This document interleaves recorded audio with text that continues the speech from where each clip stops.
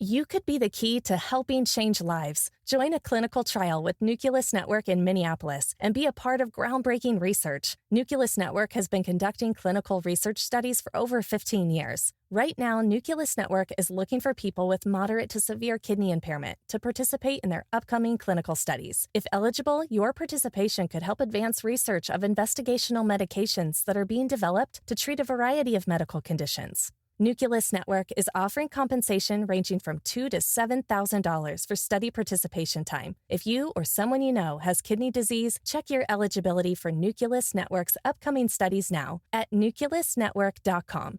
Your participation matters. Learn more about Nucleus at nucleusnetwork.com. Again, nucleusnetwork.com.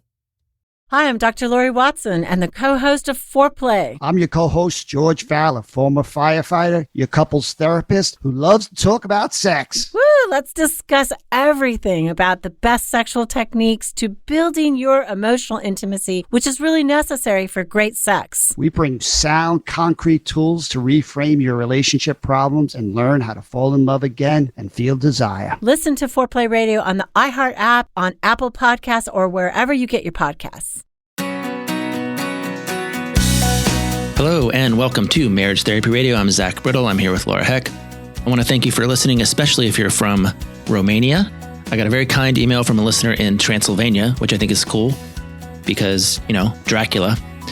Incidentally, if you are listening from the United Kingdom or you shop at Amazon UK, shoot us an email. I think I have a gift for you that I would like to send you, but I need to know who to send it to. So shoot us a note at info@forbetter.us and I'll kick that out to you.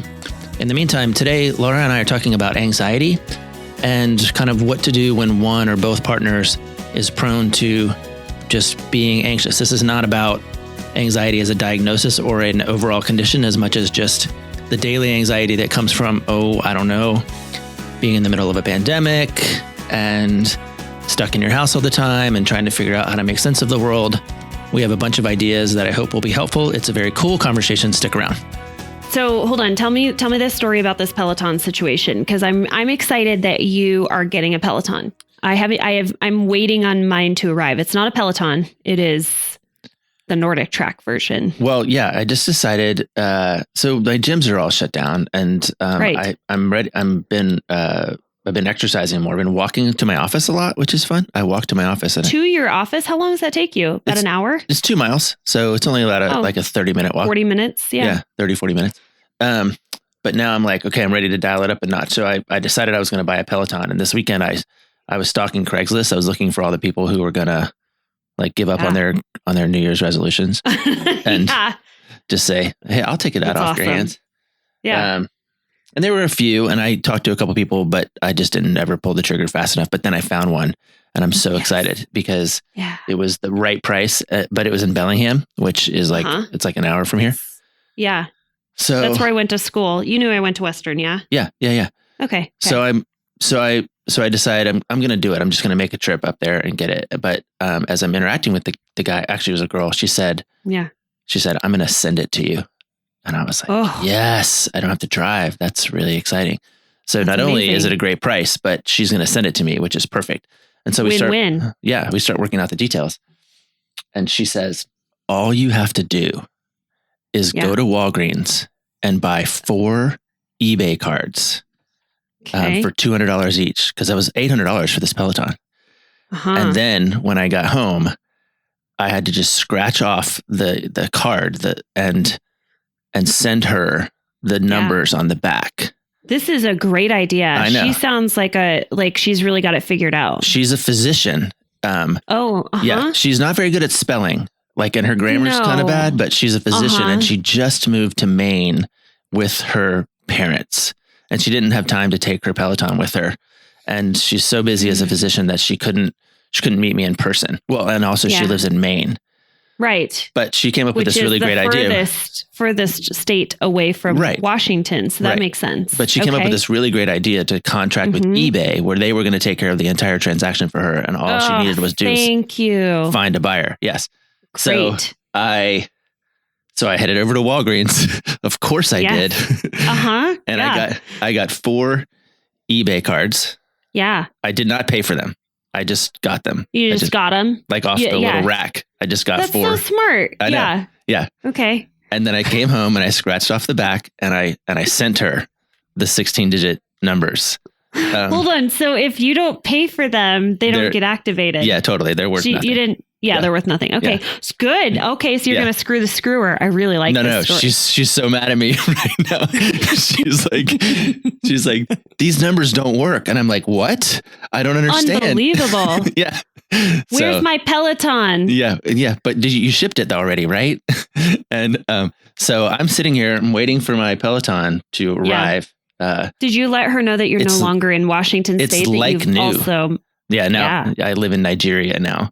And I have plenty of room and ship it to Nigeria. I have plenty of room in my palace because I live with a prince. So I was so mad though. Like I wasted so much time because I was really excited, and Rebecca was actually gone this weekend, so I was at home and I was scheming that I was going to be here when she got back, and I was going to be like, check it out at our new thing that we do. So that's my adventure in Peloton right now. And by the way, if you work for Peloton, time on your hands. If you work for Peloton, not you, I'm talking to the people out there who might work for Peloton and want someone to try out their product to see if it's any good, just to see if anybody likes it. Because I know it's relatively new, and maybe they're just trying to Zach. Maybe they're trying to build some buzz around it.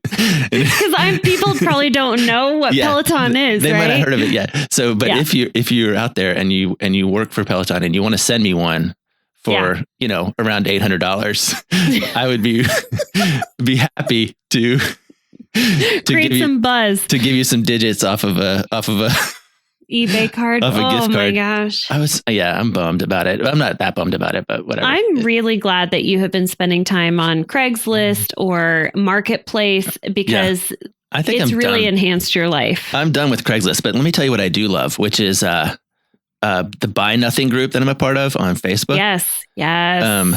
I give stuff away all the time just because I think it's kind of fun. And but also I just get stuff. I'm like, I don't know what I'm going to do with that, but I think I'll just get it. I have a whole random crap. I have a whole bag of brand new knitting supplies. Oh, Zach. Yeah. You should donate that to a home where women are on lockdown and they really want to knit. I donated it to Abby as a peace offering from last time. Oh, good. Just to strengthen the relationship. Yeah. Yeah. Hold on. I've got a Hey babe, I think you should learn how to knit. Wait, did you say babe or Abe? No, I said, hey, babe. Hey, babe. Yeah. Hey, babe. I call all my wives babe. Yeah. I have 3 of them. 3 wives. Yeah. Three bosses in the household. Yeah.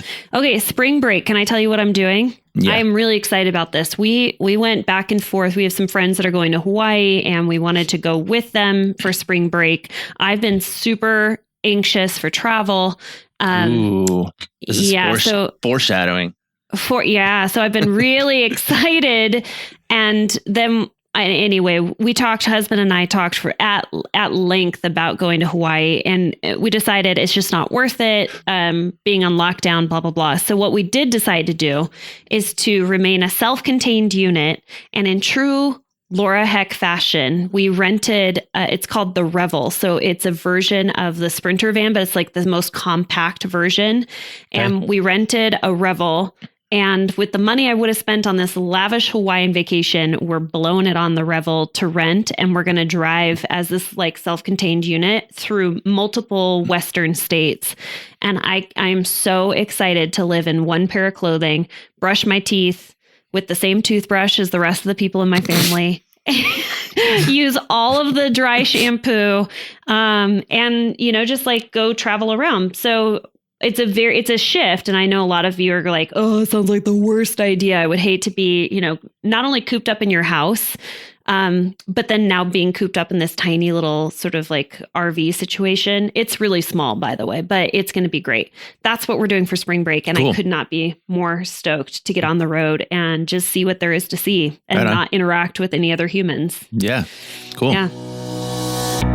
You know, Zach and I are huge fans of getting support, especially during abnormally stressful times like these. This is why we have partnered with BetterHelp to put you in contact with licensed professional counselors in your area. Tap into the world's largest network of licensed, accredited, and experienced counselors who can help you with a range of issues, including depression, anxiety, relationships, trauma, grief, and more.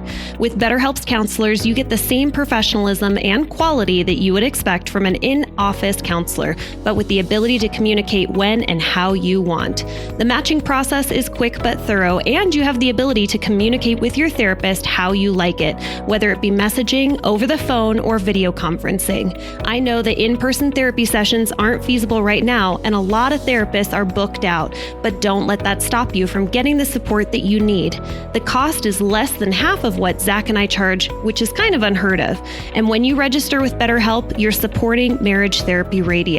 Go to trybetterhelp.com/MTR to register. Try TRY better BETTER help.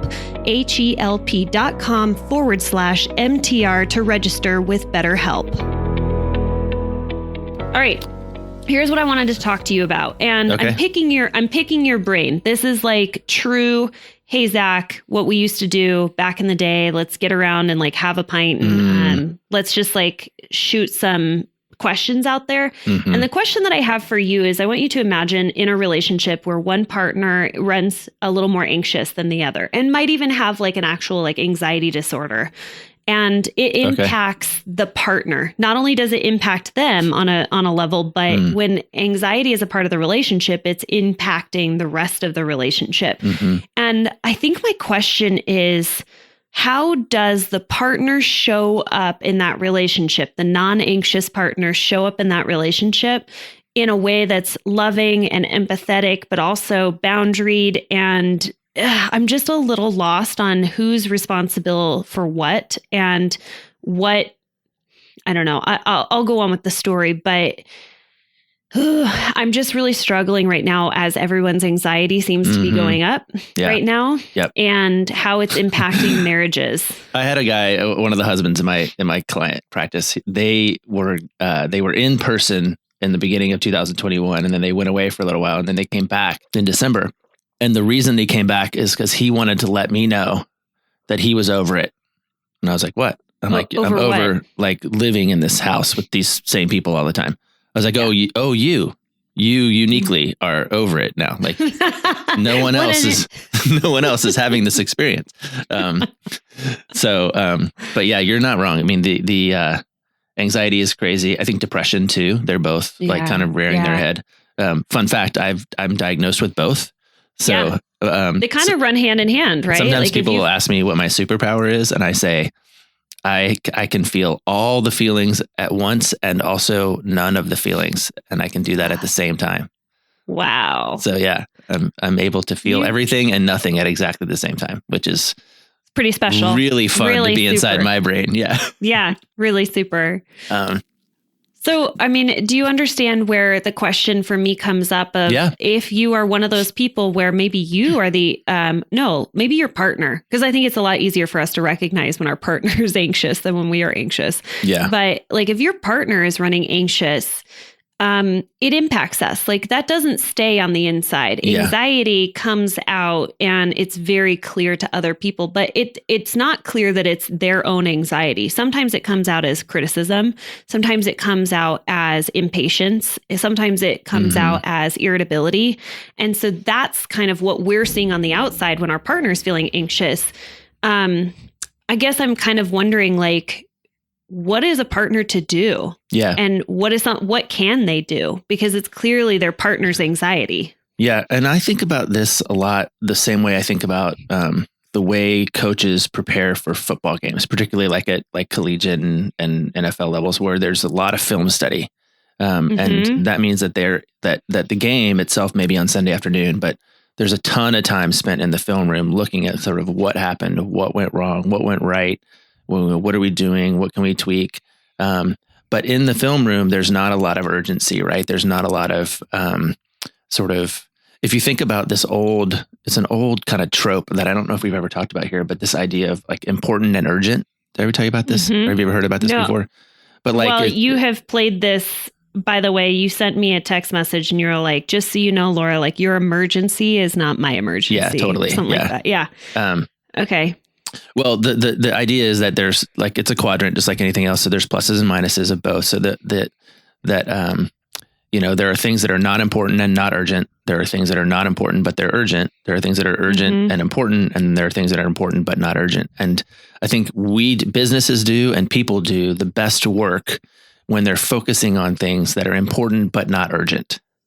Right? Like I'm focusing on a thing that doesn't require my attention right now, but is important. And I think that's the nature of how people need to address anxiety or depression or anything, which means you got to do some film study. If we go back to my metaphor, Okay. Because people who run anxious, they don't run anxious 100% of the time. And they usually can tell the difference between when they feel at home in their body and when they don't feel at home in their body. Sure. And so when you feel at home in your body and you're in a relationship that presumably is, worth working on and that you've been doing some work, you got to do some film study around what the anxiety, how it manifests and what it looks like and what it brings to the table. And can I that's ask the beginning. you, That's the beginning of your question, I think, which is you have to understand that the time to deal with this is when it's important, but not urgent. Because when you're trying to deal with anxiety in its urgency, it's super easy to go awry. Super easy to go awry. Yeah. But who's dealing with I'm trying to wrap my head around like who's doing the film study? I think it's both of you. Both people. Yeah. Both people are doing the film study. Both people are dealing with anxiety when it's important, but not urgent. Yeah. I think that's the most effective way to deal with it when it becomes urgent. Because when it's urgent, it's like, and I gotta, and you, or maybe the things that you're describing that are a little bit more, problematic, like criticism or, irritability, that sort of thing. But for me, Looking for a side hustle that can have a huge impact? Nucleus Network has been conducting clinical research studies for over 15 years. Right now, Nucleus Network in Minneapolis is looking for healthy people ages 18 to 55 to join their upcoming clinical studies and is offering compensation ranging from $2,000 to $7,000. Get involved today. Check your eligibility now at nucleusnetwork.com. That's nucleusnetwork.com. It's kind of funny. Rebecca can look at me and go, is it happening? Like, is it happening to you right now? And I can go, yeah, that's happening right now. And she knows that means it's time to just kind of pivot whatever we're doing toward don't increase sex anxiety, basically. Okay. Yeah. All right. Okay. So that's the question that I have, which is, what is Rebecca's role? What is the partner's role in working as a couple when one person is in the midst of that urgent and important anxiety? And what I hear you saying is that you talk about it. And let's also make room for that. There's some anxiety that's urgent, but not important. Like I walked around looking for my slippers the other night. I couldn't find them. And I started getting like riled up. And it's almost bedtime. And Rebecca's like, just go to bed. Yeah. And I'm like, but I don't know where my slippers are. She's like, but you don't need them. And I'm like, okay. Fine. I guess I'll just go to bed. And then I just Thank you, there. Voice of reason. I just laid there for a while, like not being able to fall asleep, but at least I wasn't like churning in my anxiety. Yeah. Because go ahead. The thing that I hear, and maybe, our listeners are hearing this and going, yes, Laura, is that the person with the anxiety or the person with the depression, it seems to almost take precedence. It's like it's the most important thing. And so I hear this complaint in my office where it's like, well, we always do what you want to do because you're the one that is not less laissez-faire. Like things need to be just so. And so we always do what you want to do. It's like playing into that anxiety. Yeah. I mean, I think we have to differentiate a little bit between like you're anxious or you're a control freak. Those are different. But the other thing is, I mean, for me, particularly, I mean, it's hard to differentiate between for me and my own house and me and my client work because, professional expertise doesn't necessarily equal personal mastery, but this is a space that I've spent a lot of time. And for me, I think it's really important to both normalize and externalize anxiety in the same way that you might like glaucoma. If you got a glaucoma diagnosis and you started losing your eyesight, it would be a condition that needed the attention of the relationship. right? You and your household would need to move some furniture around. You might need to learn alternative ways of communicating because we can't, read anymore. Right. Text messages perhaps, or, you might need to move out of your 3-story house into a ranch so that you could, but we don't get pissed off at somebody because they're losing their eyesight. We're not like, you're such an asshole because you can't go to this movie with me. We're sort of like, oh yeah, there's a limitation here. And that's the same exact thing with depression and anxiety or any other mental condition. It's like externalizing it, right? So that's the thing that I find can often be really normalizing it. It would be the piece that I would say. Externalizing is a little bit different. And I have a client whom I love a lot. Well, I don't love all my clients, but this one I happen to love. It's just a single guy that I meet with. And he talks about in his own experience, he's learned how to say to his anxiety, this is master externalization, by the way. He's learned how to say, hey man, good to see you, anxiety. Now's not a good time because I have to feed my boys and I'm the only one here and I don't really have time to indulge your but he proactively externalizes it as though it's like a new personality, and just says, I know that you have a right to exist and it's fine that you do, but now's not a good time. Yeah. It's kind of the way that that's a little bit different than kind of what I'm proposing, but these are just ideas around whatever. Okay, let me just go back and talk about this idea of externalizing, because you're talking about normalizing, but I also think externalizing is important because, again, I'm coming at from the point of a partner who is worn down by this anxiety. Okay, and that's different. Sure. And the thing that I think is important for the non-anxious partner is to be able to recognize that the anxiety is not your partner. It is something that shows up. So if you're able to label, your partner's anxiety. We have a joke in our house right now. I've called my husband's mustache Carl. And wait, he currently has a mustache. He has a mustache. It's not even November. Like on purpose, he has one. On purpose. And I love it. I love it to pieces. And so we talk about Carl like he's like an entity, another thing. Okay. And I adore it. So it's like its own character. So anyway. So I think it might be really helpful for the non-anxious partner to begin to label and externalize the anxiety as not a part of the partner. Because what I don't want us to begin to view partners who are anxious or who are depressed that like, this is my partner, but rather recognizing that this is a piece of who your partner is. It's something that happens, but it is not who your partner is as a whole. I don't want it to become a criticism of character, but rather something that's like a pain in the ass sometimes that anxiety shows up. Well, and it is a pain in the ass. Like that's part of it. And I think that's why for both partners, and maybe even especially for the partner who's worn down, it's relevant to do this kind of planning work or this reflection work in the important non-urgent times. Okay. Right? Like when I'm not run down or when I do have some energy, maybe now's the time to go listen to a podcast about anxiety or do a little reading or ask your partner what it's really like. Part of what it's really like for me is my chest starts to heave. Like I just start taking like really deep breaths, like just because the anxiety for me is produced in my chest. And so when my wife, any of my wives get curious about that, it helps me feel like I'm not alone, which I think is also part of what anxiety will do to you. It makes you feel like you're alone. And so you don't quite know what to do with this energy. And I think just being able to say, I mean, in our house, it's just, it's happening again.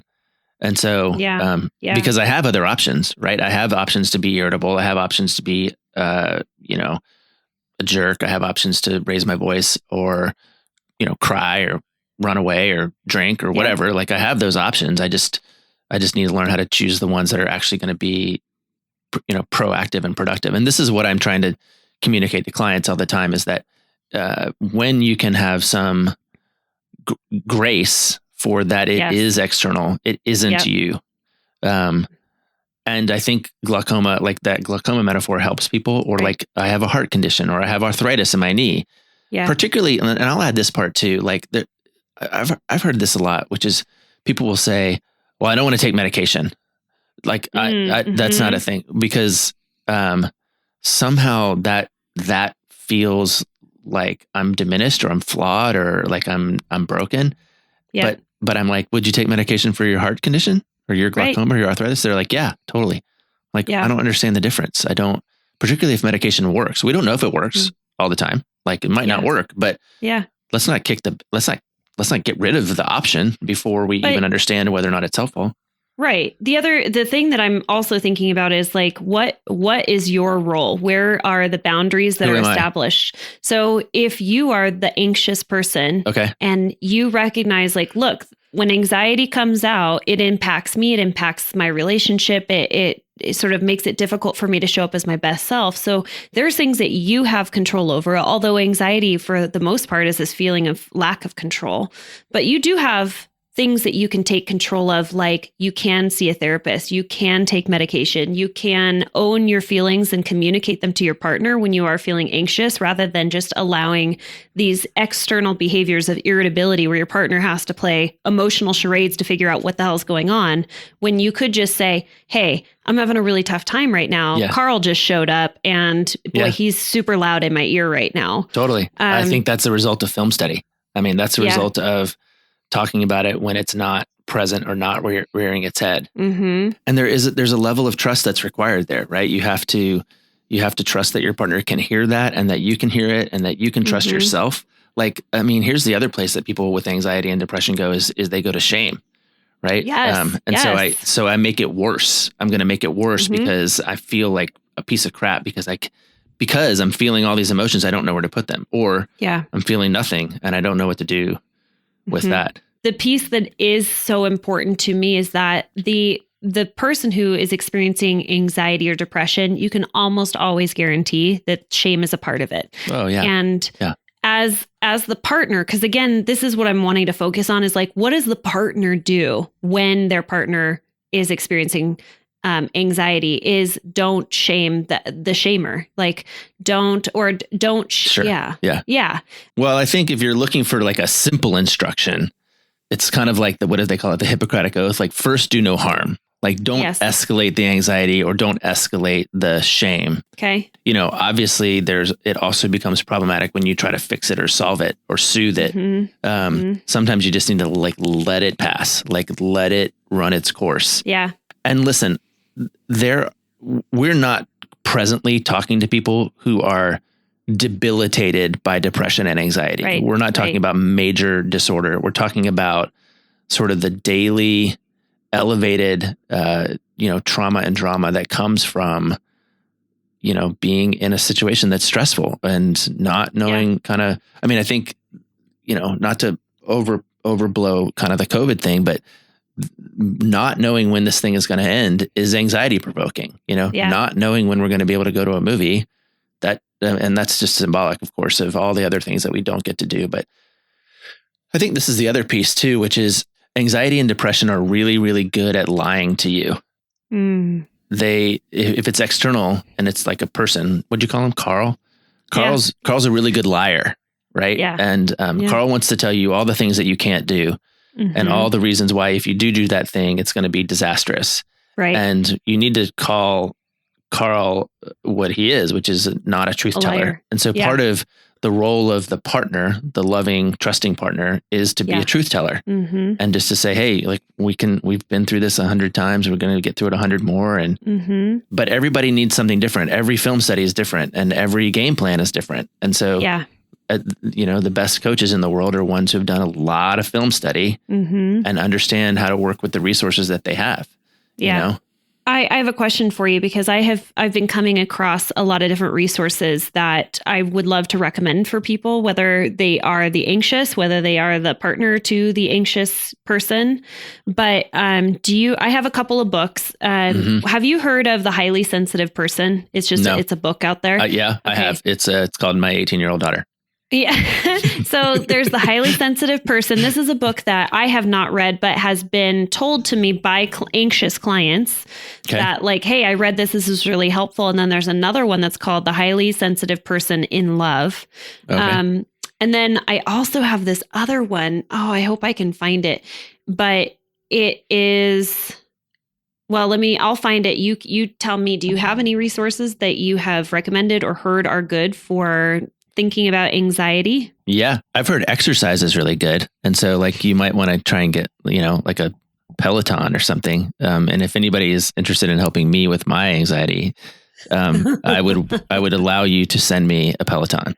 There you go. No, but seriously, exercise is great. I think any deviation from the norm, I think is good because, anxiety and depression live where they're comfortable or where there's the least resistance. So creating some resistance, whether it's, exercise or starting a puzzle or reading a book or calling a friend. I mean, there's all kinds of ways that you can, and I'm not trying to like list off solutions. I'm trying to say deviate from the path that this thing wants to put you in. Yeah.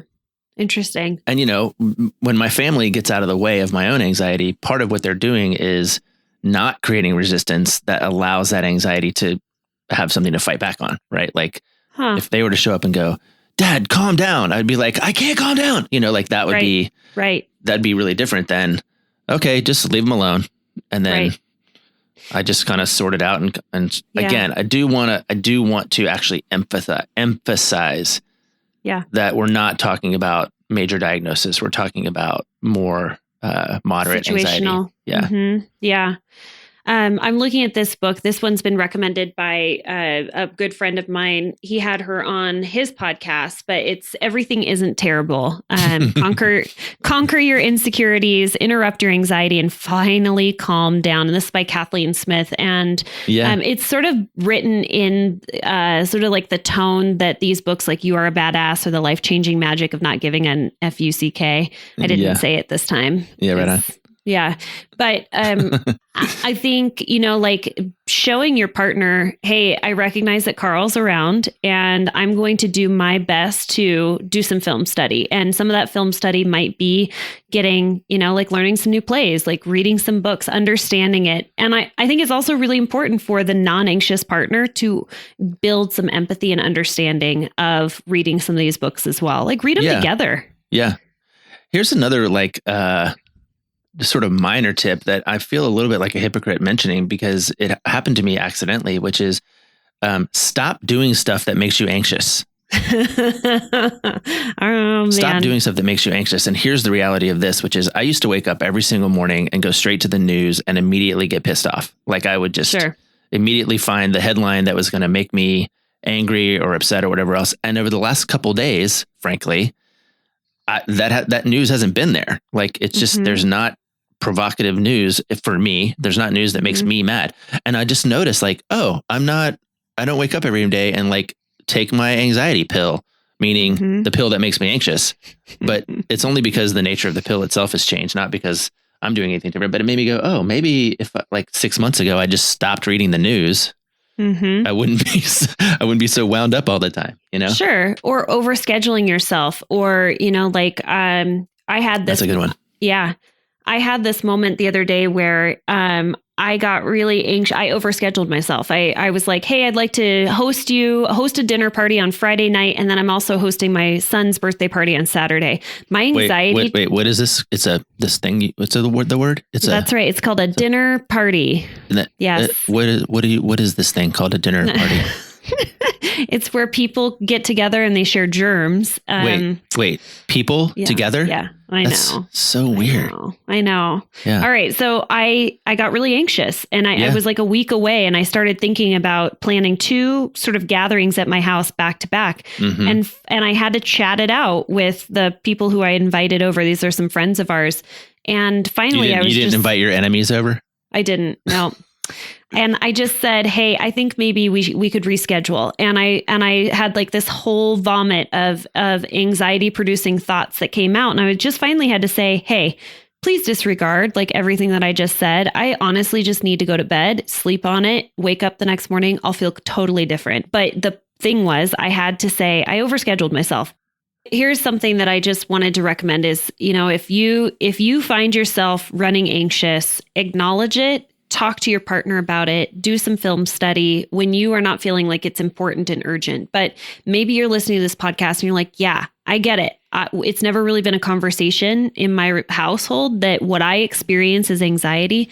And maybe it's a good time to talk to your partner and say, I have been experiencing anxiety. This is how it shows up and manifests. Let's talk about it. Let's name it, externalize it, normalize it in the relationship, maybe pick up some books. Yeah. And I'll say this, like my guess is that if anybody's listening to this podcast because of the title, it's probably the non-anxious person. It's probably the person that you're trying to care for. Right. And I think, as you listen to it, understand that this conversation that Laura and I had literally is just the beginning of ideas about how to address anxiety inside your relationship. And I do think it's a good idea for you to recommend that your partner, your anxious partner, listen to this as well, so that you both have just a starting point to begin to maybe try to chip away at the impact of this external factor on your relationship. We've said it a bajillion times. Couples that succeed have proactive strategies for protecting the relationship from external stress.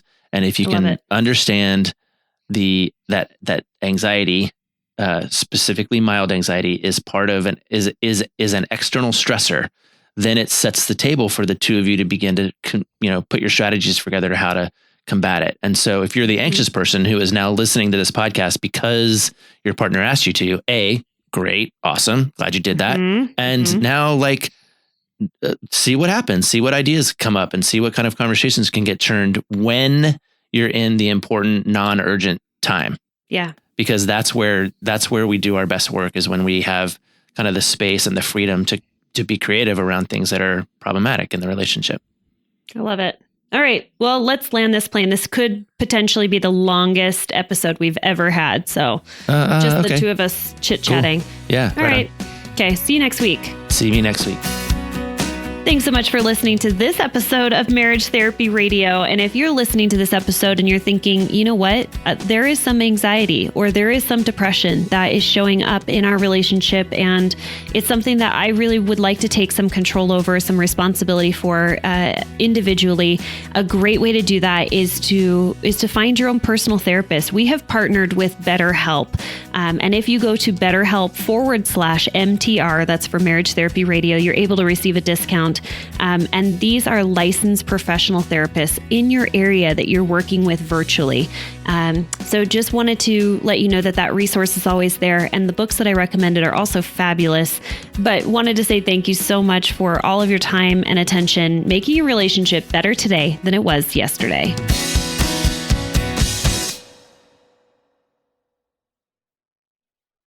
You could be the key to helping change lives. Join a clinical trial with Nucleus Network in Minneapolis and be a part of groundbreaking research. Nucleus Network has been conducting clinical research studies for over 15 years. Right now, Nucleus Network is looking for people with moderate to severe kidney impairment to participate in their upcoming clinical studies. If eligible, your participation could help advance research of investigational medications that are being developed to treat a variety of medical conditions. Nucleus Network is offering compensation ranging from $2,000 to $7,000 for study participation time. If you or someone you know has kidney disease, check your eligibility for Nucleus Network's upcoming studies now at nucleusnetwork.com.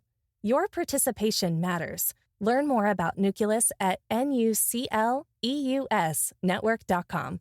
Again, nucleusnetwork.com.